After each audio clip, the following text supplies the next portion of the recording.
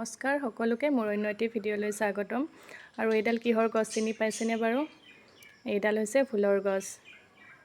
ধুনীয়াকৈ লাগি আছিলে কেইটামান ফুল। আৰু আমাৰ মহাপুৰুষে কৈছে ফুলৰ সৈতে বোলে মাছ খাবলৈ বহুত মন গৈ আছিলে। আৰু মই ৰাতিপুৱাই উঠি দেখিলোঁ ফুল কেইটামান ধুনীয়াকৈ লাগি আছে।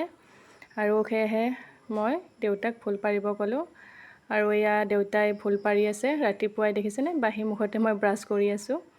আৰু দেউতাই কোৱাৰ লগে লগে ফুল পাৰিব গৈছে, কাৰণ মহাপুৰুষে যিটো খাব মন যায় খাইহে এৰে। এয়া দেউতাই ফুল পাৰি আছে আৰু মই ধুনীয়াকৈ বুটলি আছোঁ। এনেকৈয়ে দিনটো আৰম্ভ হৈছে। আৰু দেউতাইও এনেকৈ কোৱাৰ লগে লগে ফুল পাৰিব গ'ল।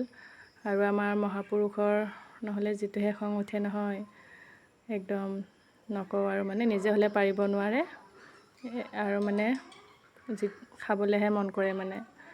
সেয়েহে এইখিনি ফুল পাৰি পালোঁ। আৰু আগতেও বহুখিনি ওলাইছিলে বাৰু।